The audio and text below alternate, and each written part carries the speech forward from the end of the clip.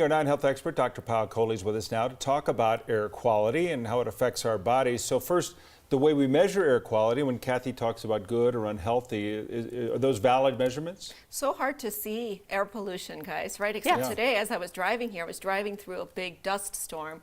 So sometimes we can see the large particles, but sometimes they're tiny little particles, even liquid particles, too small for us to detect. So there's three major metrics that we use: particulate matter, and it's a 2.5 and a 10, which is essentially the size of the matter, and then nitrogen dioxide, which is a gas that we can also have.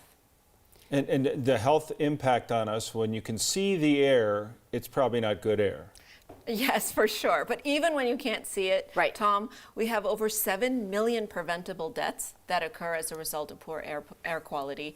And the WHO just issued something this morning that said 99% of us around the world are breathing bad air. And what does bad air do? Well, in the short term, as Kathy just told us, you can get asthma, you can get wheezing, you can get inflammation, but essentially you're breathing in those particles.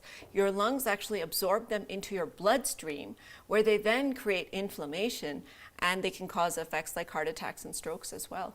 So the short term, it's like some people are more sensitive than others. We always hear that.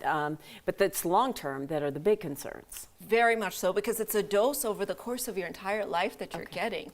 In fact, it can affect your longevity. So people who live in poor air quality areas die sooner than others. It can affect your memory, your risk for dementia, of course, heart attacks and strokes, as I talked about, but even pulmonary inflammation.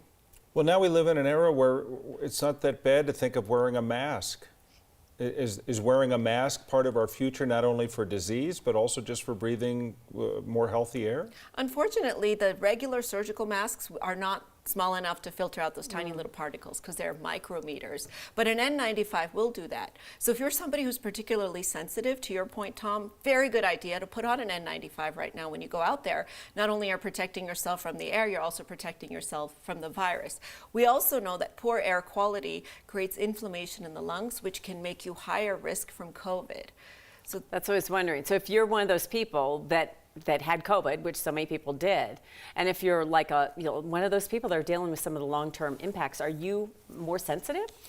Very much so, because you're basically distracting your lungs' immune system. Not only does it have to deal with the COVID, it also has to deal with the air quality and the inflammation, but it also increases your risk of catching COVID because, again, your immune system is down, so to speak. Can you do anything proactively as far as what you eat, or are there vitamins, or are there diets, or are there exercises or things that might help you? Not much. Breathing exercises have some data, actually, because they can make your lungs more efficient. You want to minimize how much time you're spending outside, and specifically exercising outside. So today's not a day to go running outside, even though it's pretty warm, because of all of that wind. And then the bigger picture, I think, is all of us really stepping up and saying, well, what's causing all this air pollution?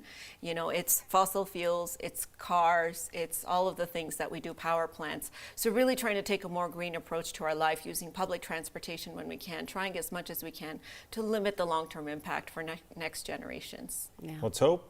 Well, Dr. Kohli, it's always good to talk to you, and not really about COVID today. Oh my gosh. Every now and then we get to have in there. get to have one of those days. Okay. Thanks we again. snuck it in. Yeah.